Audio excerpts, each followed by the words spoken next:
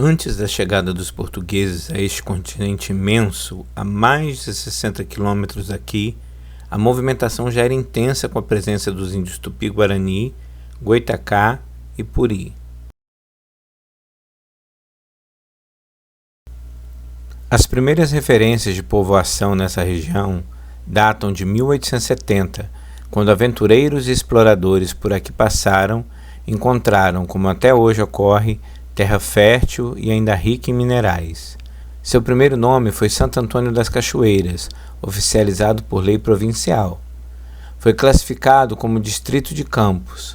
Mais tarde, teve o nome de Cachoeiras e já em 1917 passou a chamar-se Cachoeiras do Muriaé, em homenagem às águas caudalosas do rio Muriaé, abençoado privilégio com que Deus nos brindou. Segundo alguns, em 1930, para homenagear uma tradicional família do lugar, de sobrenome Monção, foi este o nome intitulado ao local. Seu nome atual veio de uma sugestão de um humilde morador, Sr. Jaci Pereira de Oliveira, que uniu as palavras guaranis Ita, que significa pedra, e Alva, que significa branca. Italva, de forma que perpetua-se a homenagem ao valoroso mineral, o mármore, que desde então já aflorava mediante a exploração já desencadeada nessas terras. Italva, apesar de tanta riqueza, não tinha sequer uma ponte, e as travessias sobre o rio Muriaé eram feitas de canoas de aluguel, inclusive os minerais pesados eram transportados por uma grande barca, atada a um cabo de aço, preso nas duas margens do rio. Somente no final dos anos 40, construiu-se então a tão sonhada ponte que tem o nome do seu idealizador, governador Edmundo de Macedo Soares.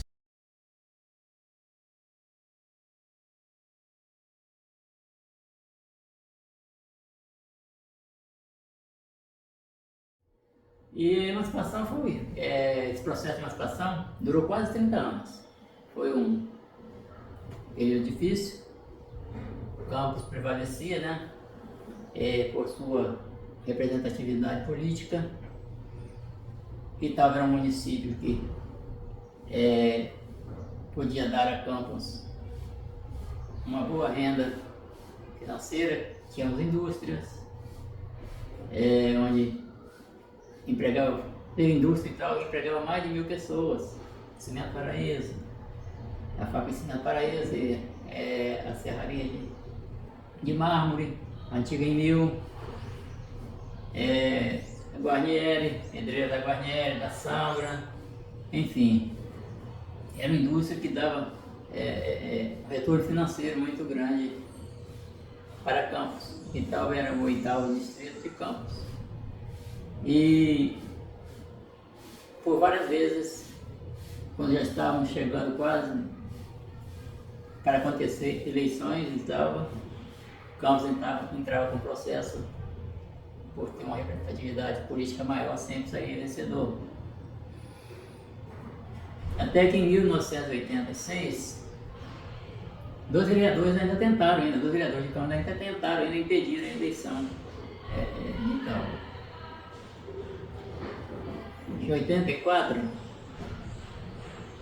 se não me engano, seria a primeira eleição de Italva, mas Campos prevaleceu e não aconteceu essa primeira eleição. Mas o povo não desanimou, não desistiu, continuou lutando. Foi criada uma nova comissão de emancipação, onde o saudoso Eliel, juntamente com o saudoso ex-prefeito Elcio Gomes, tomaram a iniciativa, né? Está de frente, lutando. E o processo contra a eleição foi parar em Brasília. Chegando em Brasília, foi o deputado Sérgio Lomba, que era deputado federal na época, através do contado Eliel, com ele, e também o senhor Elcio Gomes, através do senhor Afonso Arinos. Eles foram até o Procurador-Geral da Nação, que era Sepúlveda Pertence. O senhor Sepúlveda Pertence era o Procurador-Geral da Nação na época. Então, tanto o Eliel quanto o senhor Elcio Gomes tiveram essa participação direta com o procurador.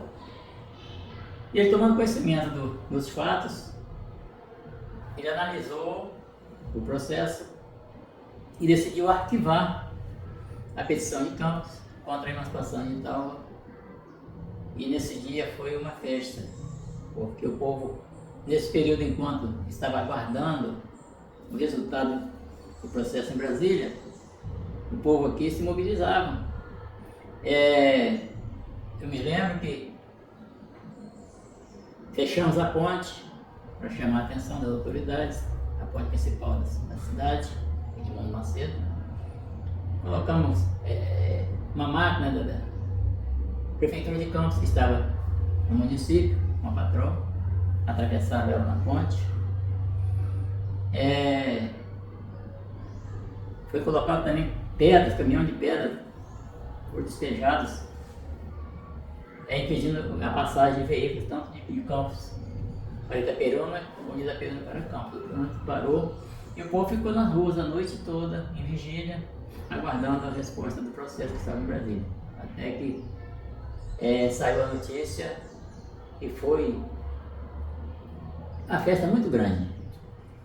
Olha, para mim e para o meu amado marido, o Eliel, foi uma grandiosidade ver a minha cidade natal sendo emancipada, dando liberdade ao nosso povo de viver com a emancipação de Italva. Eu me lembro muito que tinha muitos senhores amigos que se juntaram ao meu amado e também buscaram a emancipação de Italva. Uma das primeiras e grandes foi quando a população fechou a ponte de Italva com pedra, muitas pedras imensas, com trator, com máquinas, não passava nem para lá nem para cá, para nós conseguirmos a emancipação de Italva.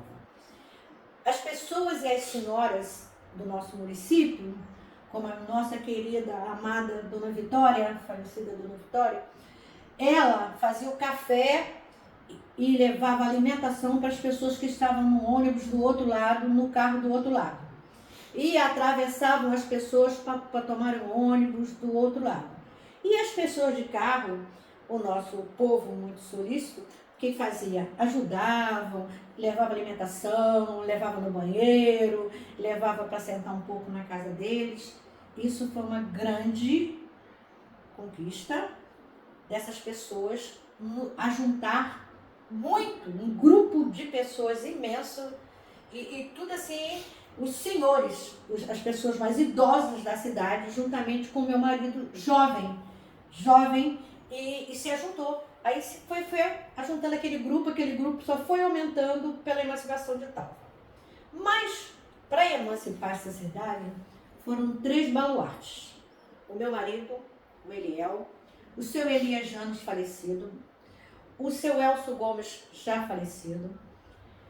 Eles ajuntaram esses 3, seu Elcio, o Eliel e o seu Elias Janos.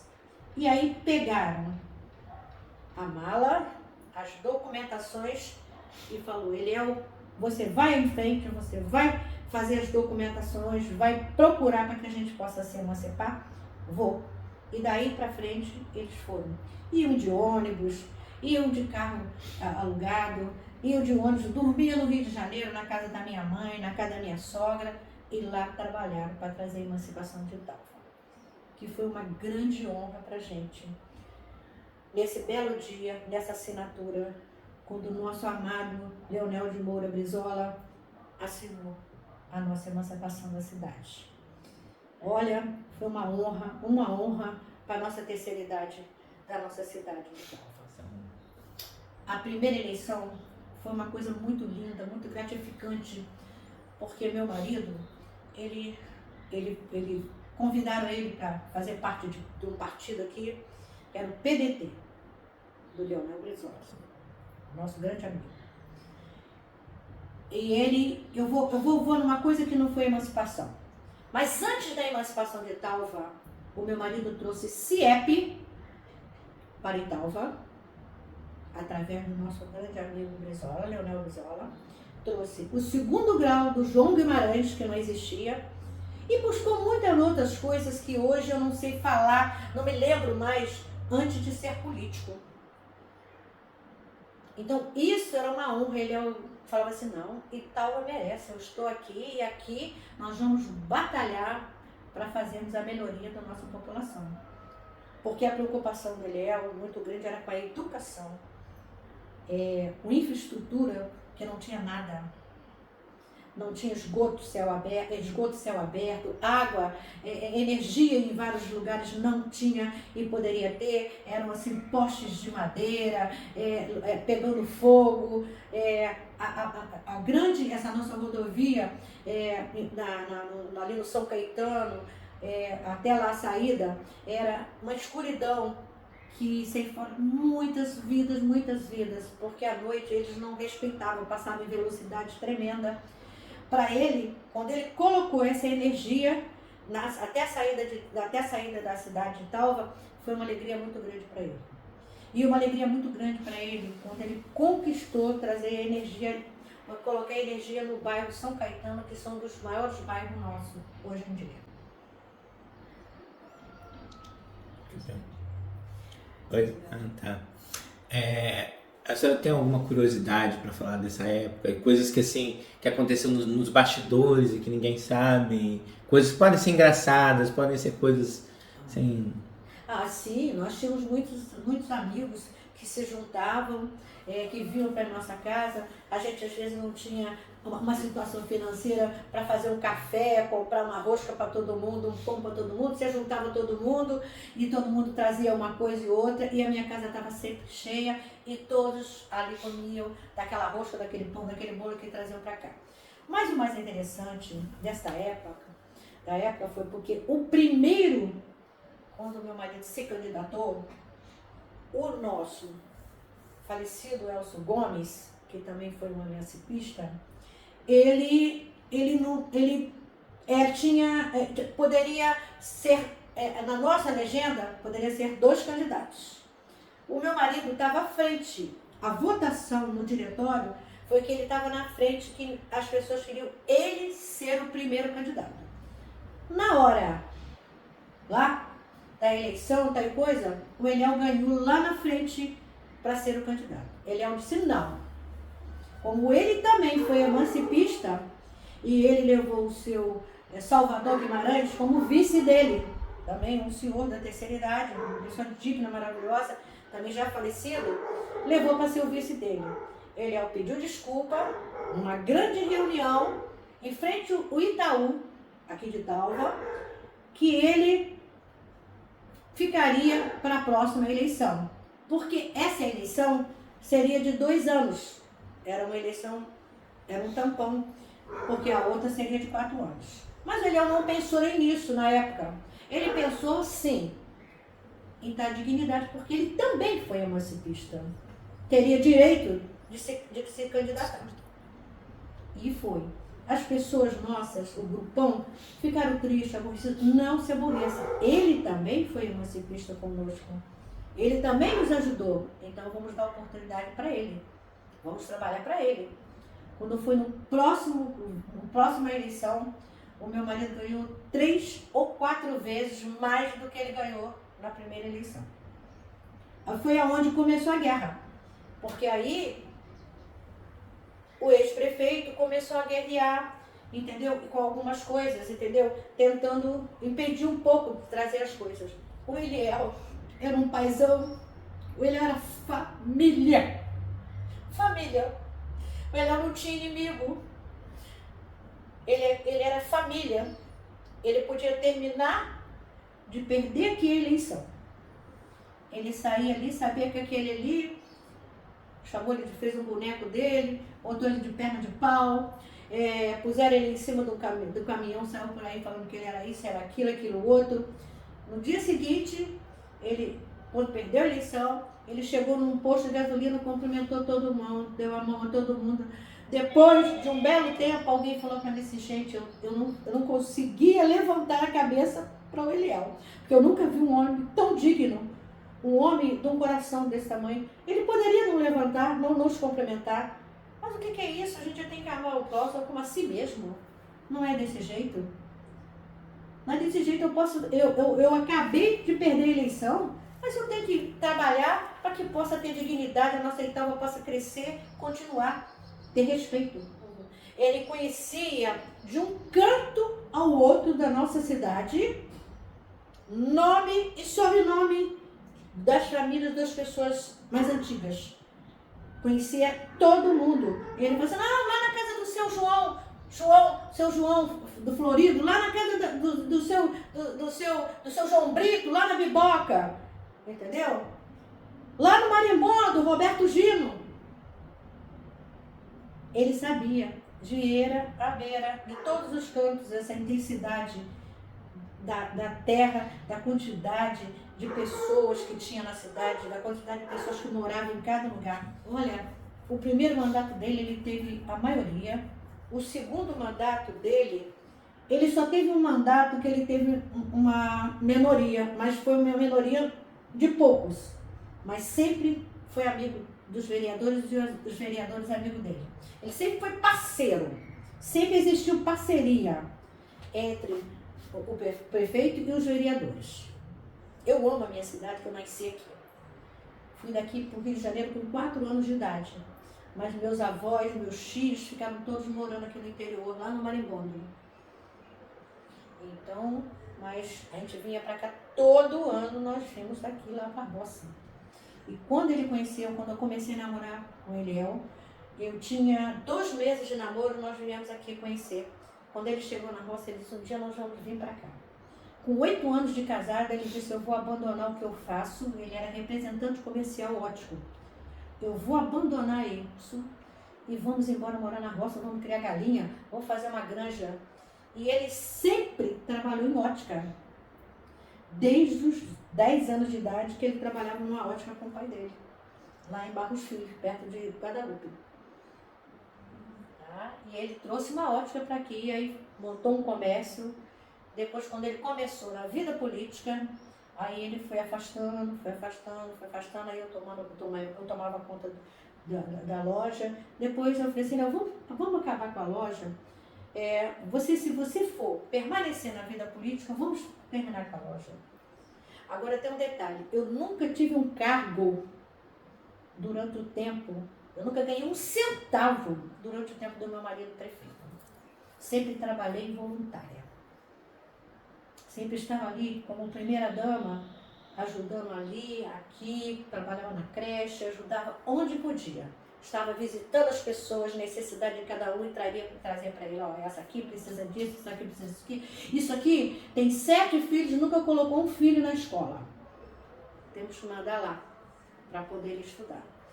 O que mais marcou foi a briga. Foi uma emancipação pacífica e nem combinada.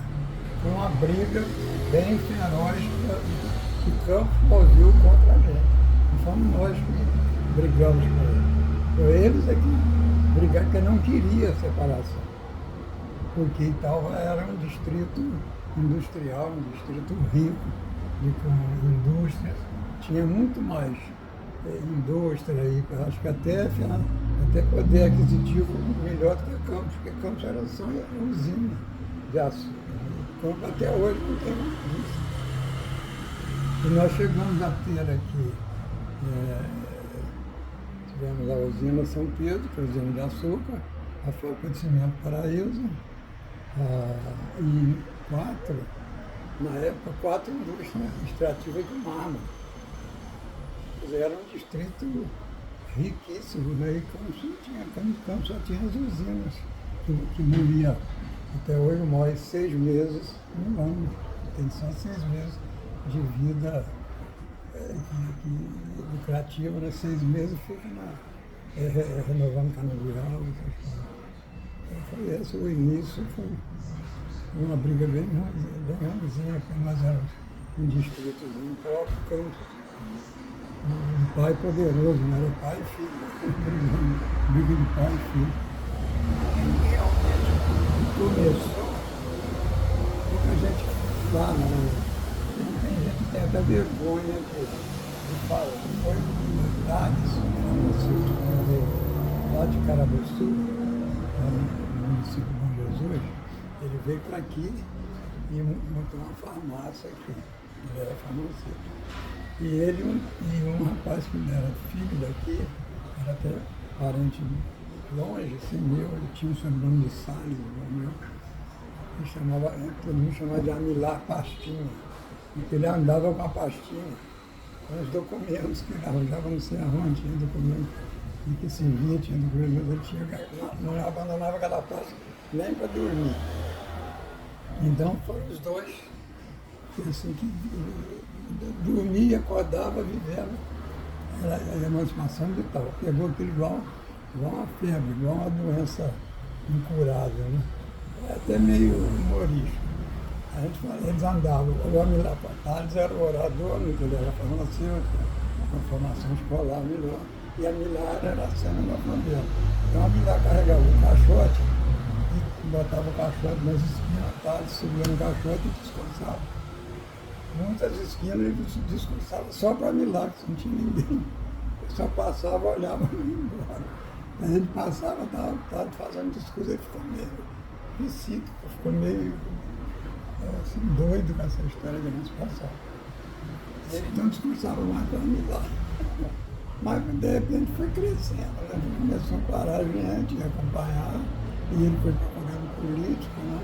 E tem um político que é o Jesus, das usinas de Santa Maria e São Gabriel, Antônio Carlos Pereira Pinto. Ele foi um dos grandes emancipistas. Um dia ele era deputado estadual, o antigo estadual, parou no quilho ali da saída, aí montou o cara de Almeida, viu ele ali, e foi conversar com ele, e foi juntando gente, e ele ali na porta do quilho da saída, arrumou ele, fez um comício, ele falou, aí ele gritou, eu vou emancipar e tal. Ele prometeu ali, ficou na história aquele gesto dele com o braço levantado, gritando assim, zangado, eu vou emancipar e tal. E emancipou mesmo. Aí ele pegou a briga pelo tal na Assembleia do Estado. Então ficou ele e estava com mais poder político do que o Cão. O Cão tinha dois deputados. E o Cão não tinha nenhum. Mas aí apareceu Pereira Pinto, que ele era chamado deputado Pereira, valente, e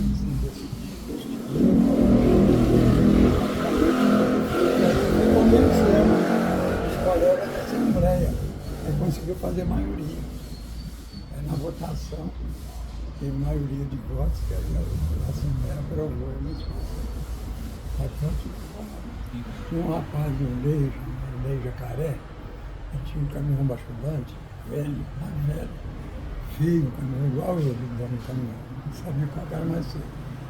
Aí ele, numa das paralisações que nós fizemos, ele foi lá numa das empresas de mão, encheu o caminhão de pedras de mão, que a gente chama, essa pedra quebrada, e foi ali na subida da ponte, bem antes de começar da ponte, despejou o caminhão de pedra, interrompeu. Aí a coisa foi tomando um dito federal, que essa estrada é BR, ela não é estrada estadual. Mesmo estadual não ia dar problema, mas federal veio polícia, só faltou o presidente da República, o governador, embora aqui. Porque o bichinho ficou aquela fila de carro, lá e outra aqui. Só de Minas, do Nordeste, do Bahia, passava por aqui. Ficou tudo parado ali. Ele não tinha outra ponte, não tinha uma barca, não tinha um val no rio que pudesse passar. Aí foi um negócio meio bravo, uma ambulância que vinha com um doente, tinha que voltar para pegar outro lugar para passar. E a luta foi muito grande, foi longa. Não foi negócio assim de começar de manhã e de noite não se pode.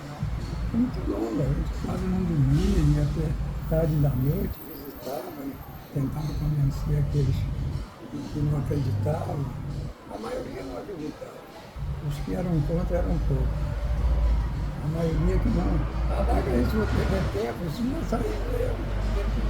Você não me engano, teve Foram 3 tentativas, né? Acho que foi na terceira que nós conseguimos. O Campos brincou 2 vezes, embargou a votação. Conseguiu através dos deputados. Aí foi que nós começamos, a gente sem experiência também, nós tivemos que fazer um trabalho aqui com a população de Itaúba, sabia que tinha alguns, ainda mais poucos, o trabalho importante era fazer o trabalho para conseguir o voto dos deputados. Foi aí que Pereira Pinto falou para mim, não, vocês vêm que a hora que puderem, eu estou aqui em Niterói, aí onde eu estiver, liga para mim, vamos fazer um trabalho com os deputados. Conseguir o voto dele. E estava todo mundo pé. Mas o Campos está gastando dinheiro. Campos não devia perder a renda, né? Isso era no fundo, quase todo mundo desse tem dinheiro por trás. O dinheiro sempre faz mal, faz falta, mas faz de graça, desgraça também. Nós tínhamos mais renda, meu irmão era coletor aqui, tinha coletoria estadual e a arrecadação, os impostos, do comércio, das indústrias, era recolhido tudo aqui. Só da fábrica de cimento, a fábrica de cimento funcionava 400 mil sacos de cimento por mês. Dava um ICM, naquela época não era ICMS, era ICM, né? Dava um imposto.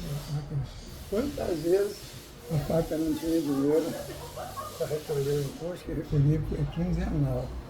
Aí meu irmão ficava em casa, aí eles esperando o dinheiro, passar do Rio para cá, não tinha banco, tinha que ter pagamento de carro, para trazer o dinheiro do imposto.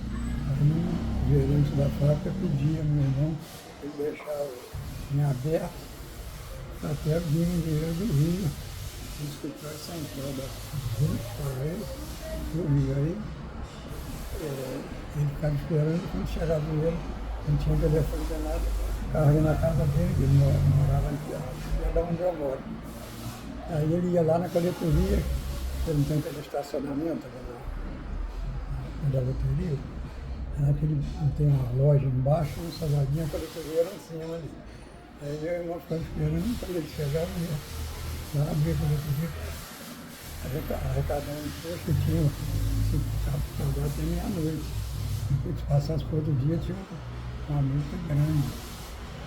Aí pagava, recolhia o imposto do cimento. E o cimento vendia igual vende refrigerante. E só tinha fábrica por aqui, Cachoeira ainda não tinha fábrica. Era a única fábrica era essa, no Paraíso. A Mauá lá em São Gonçalo, a casa de Herói. O mar um imposto muito grande não, que era um imposto único sobre a extração. Não era pela produção. O cimento era pela produção, quer dizer, tanto mil sacos, tanto no valor de custo unitário, vezes o total e o imposto no computado cimento. Mas o mármore era um imposto sobre a extração do mármore. Não dizia quanto se podia extrair, 5 metros, 500 metros, 5 mil metros, o valor era um só. Mármore dava mais, mas dava mais nome do que o cimento. Ajudou mais. Porque Brasília, depois eu tive que ir no transporte, eu descarreguei o mármore de Itaúba na rampa do Senado Federal em Brasília, antes da Constituição. Eu dei R$2 antes da Constituição de Brasília, gastei 6 dias e 6 noites para ir passar para São Paulo, não tinha estrada, não tinha ponte, passava umas pontezinhas provisórias dentro de um balão, muito, sem parar, parava só para comer. Era um dirigindo, mas dormindo, dormindo. Aí eu não fotografei, eu não fiz foto, mas eu devia ter fotografado na rampa do Senado, antes da novela. Brasília era tudo chão, tudo criança. Ele está andando, tem alguém que está andando. Aí a gente saía de Brasília, descarregava, ia em Anápolis, uma cidade mais próxima, para arrasar o lugarzinho para dormir e para comer, para jantar. É a história do colégio ali. É uma história que eu tenho uma participação muito grande ali, naquele colégio. O nome do colégio do meu tio, né? Ministério Salles, meu irmão de papai. E ali que eu tive uma influência que ele tinha a metade do terreno, que era a herança do meu avô. A metade do terreno era dele, do tio Vicente. A outra metade era do meu pai. Mas meu pai enguiçou, não sei o que, com política, com política. Não sei uma história que eles davam, o papai era muito brigão. Aí ele falou que ele não dava o terreno no colégio. Aí vieram me falar. Aí eu falei, não, meu Deus, que o papai falou uma coisa dessa. Aí fui em casa, quando foi à noite, sentei com ele e falei, papai, é chato. Ele fala, pode ficar chato, pode ficar comprido, pode ficar do jeito que você quiser, mas eu não dou. Falei, papai, você vai atrapalhar a construção de um colégio, uma coisa de educandário, um colégio grande, eu vi o projeto, e só o terreno do tio Vicente não dá. O projeto foi feito para o terreno todo, a sua parte é do tio Vicente. Aí agora só vai desmanchar. Custei, me levei quase um mês tentando, até que um dia, pai, pega tudo, constrói, pega. Se já tem outro lote lá na frente, põe também. Aí construiu. Eu era presidente da CINEG, não sei se você se lembra, era a Campanha Nacional de Educandários Gratuitos. Funcionava no João Guimarães, lá no grupo. Funcionava lá, eu era presidente da CINEG.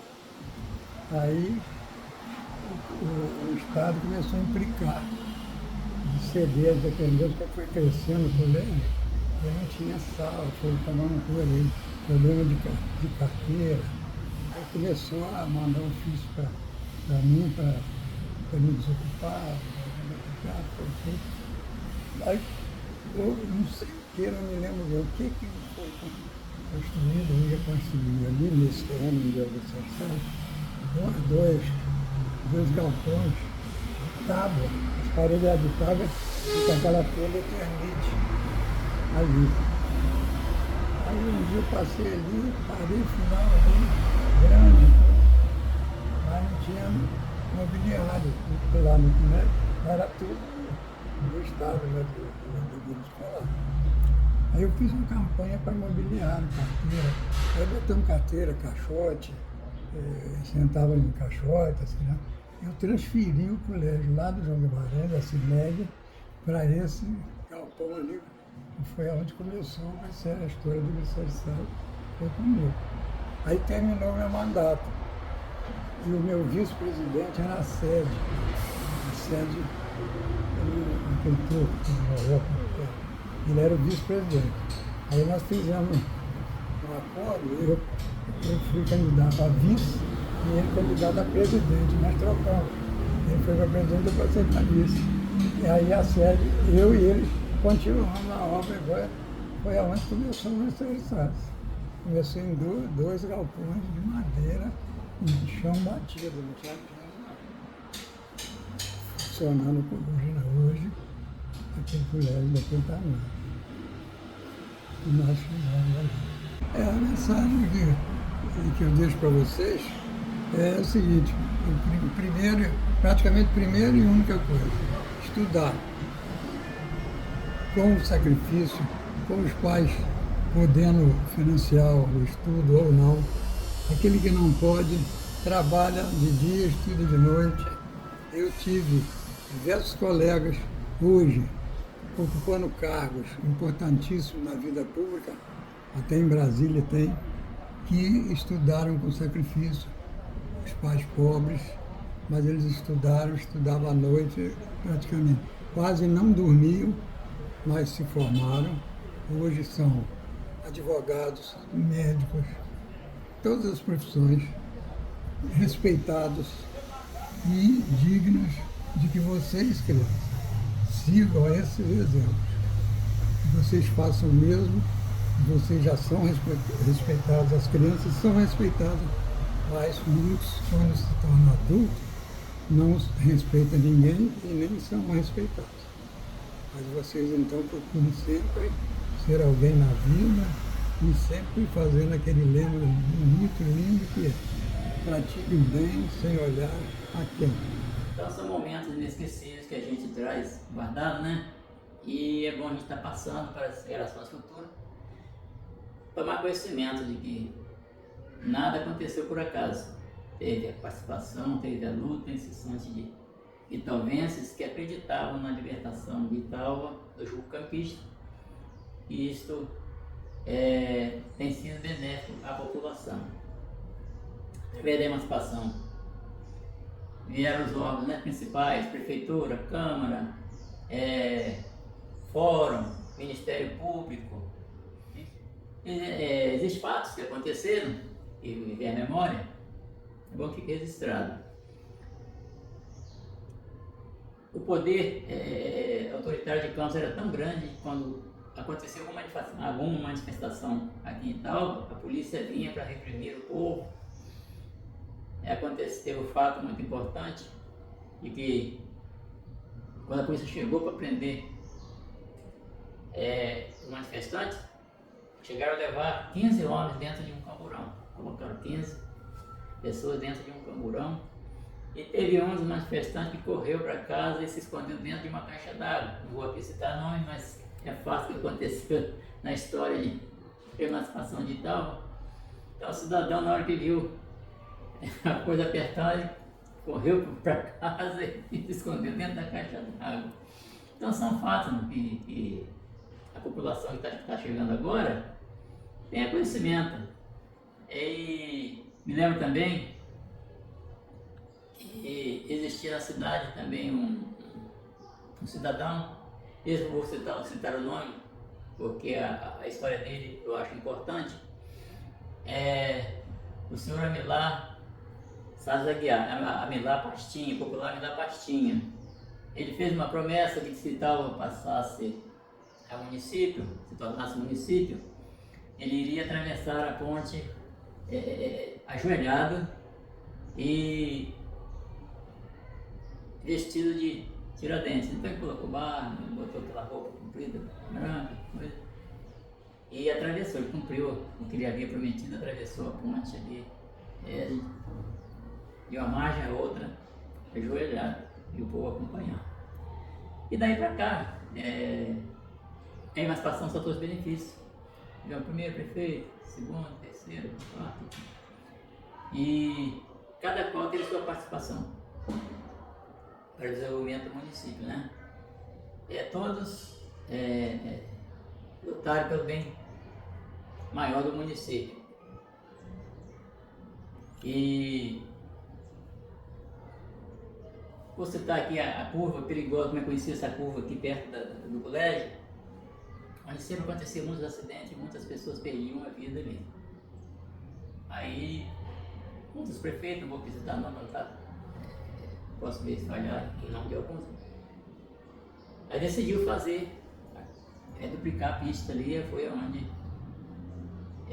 terminou aquela fase de acidente. Nunca mais aconteceu acidente ali, não. Mas antes era sempre alguém que perdia a vida ali, porque era pista única, e quando deparava ali uma moto com um carro, simplesmente o motoqueiro sempre levava pior. E o outro foi um grande lutador, lutou pela emancipação, e através do seu conhecimento político ele conseguiu muitos benefícios para Itaúba. Ultimamente, no último mandato dele, conseguiu a construção da rodoviária, conseguiu terminar um projeto de casa popular no Alta Boa Vista que estava paralisado por um bom tempo. Ele conseguiu em 3 meses, conseguiu recursos para terminar a obra. Enfim, a maioria das melhorias que existem em Itaúba foi através desse prefeito. A cidade é unânime em concordar com essa minha colocação. Enfim, hoje estamos na gestão do atual prefeito, está mantendo os benefícios vamos dizer assim, os benefícios necessários para a população, fazendo um bom trabalho na saúde, na educação, cultura, realizando obras, enfim. A emancipação de Itaúba, sem dúvida nenhuma,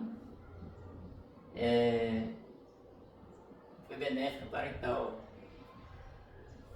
porque todos que passaram como prefeitos souberam aproveitar a oportunidade que tiveram para trazer para o município obras relevantes. Ainda citando o atual prefeito, está informando que o Centro Municipal de Saúde vai ser, segundo temos conhecimento, vai ser um ponto de referência na área da saúde, vai ser tudo informatizado, enfim, está se dedicando para dar para a população um melhor atendimento na área de saúde. E na área da cultura também está reformando, está realizando um sonho antigo, que é a restauração da estação ferroviária, onde vai se transformar num centro cultural, algo que já vinha sendo reivindicado há muito tempo, mas só agora está sendo realizado na atual gestão. E com certeza o Léo vai saber fazer, tirar proveito de todo esse momento nosso aqui. A política tudo é parceria. Se o prefeito se trancar dentro do gabinete, não quiser relacionar com ninguém, não vai conseguir fazer nada. Mas, vendo no atual prefeito, voltando a falar no atual prefeito, ele tem se colocado aí à disposição do município, indo atrás de recursos na esfera estadual, esfera federal, na esfera federal, enfim. E tem conseguido trazer para o município, trazer para o nosso município grandes benefícios. Olha, eu sou um autodidata, já nasci com esse dom, não tenho uma formação acadêmica, o meu grau de estudo é apenas o ensino fundamental completo, mas tive o privilégio de me dedicar a escrever. E a poesia, ela vem dos tempos da Folia de Reis. Eu fui cantador de Folia de Reis e eu observava as histórias que eram contadas, né?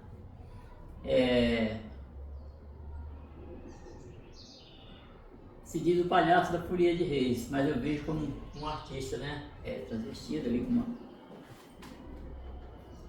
vestimenta que o caracteriza, mas eu vejo o palhaço da Folia de Reis como um poeta, um artista que transmite ali para seus assistentes histórias. Uns fazem versos na hora, outros decoram, enfalam, contam uma história.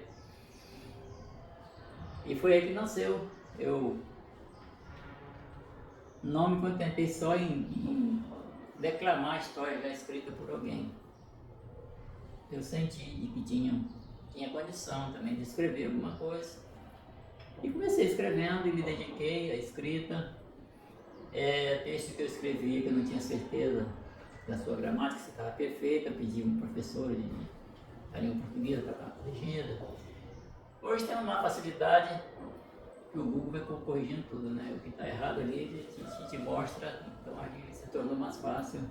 Mas mesmo assim, eu não dispenso nunca a ajuda de um professor de português para uma corrigida ortográfica, né? Para que saia uma coisa perfeita. Eu tenho na minha casa uma edição de 400 livros, e estava em versos 2. Na época, não sei o que houve, então houve falha na correção, e depois do livro publicado, a professora que corrigiu, esse livro só com alguns erros, e então você não comercializa esse livro, não. Aí está guardado na minha casa, 400 livros, eu já tinha recebido em 100, já. Tem 400 livros guardados lá. Aí ela se encarregou de me ajudar a publicar, corrigiu novamente o texto e me ajudou a publicar uma nova edição, corrigindo os erros que existiam. Então, é muito importante. Como eu disse, tudo tem que ser através da parceria. Eu sozinho, o conhecimento que tenho não é o suficiente para que eu escreva aí um livro e publique sem uma correção, para que não venha depois também, para aqueles que têm conhecimento, encontrar defeito. Eu já tenho também um trabalho escrito, já pedi a professora Irmani para dar uma corrigida. Esse é de caráter religioso. Então a professora vai dar uma olhada para mim poder mandar para a gráfica para publicar. Instrumento eu toco, mas não conheço nota musical, aprendi sozinho. Toco guitarra, toco sanfona, violão. Mas se alguém for cantar e pedir uma nota, eu não sei, mas se cantar eu sei para onde eu vou. Então é dom natural, tudo que faço é dom de berço, dom natural. Olha, eu me sinto privilegiado, porque com o grau de escolaridade que tenho, chegar onde eu cheguei, só tenho a agradecer a Deus por ter me dado este dom e com meus esforços, né? Chegar até um sonho mais alto, que foi ter um trabalho meu incluído em um projeto da Academia Brasileira de Letras, onde o escritor e acadêmico Arnaldo Nisquia pôde publicar o livro Crônicas para a Cidade Amada, onde ele inclui crônicas dos 92 municípios do estado do Rio, e a gente tive a felicidade de estar lá no livro Arnaldo Nisquia. Olha, como eu disse, eu sou um privilegiado, por ter a felicidade de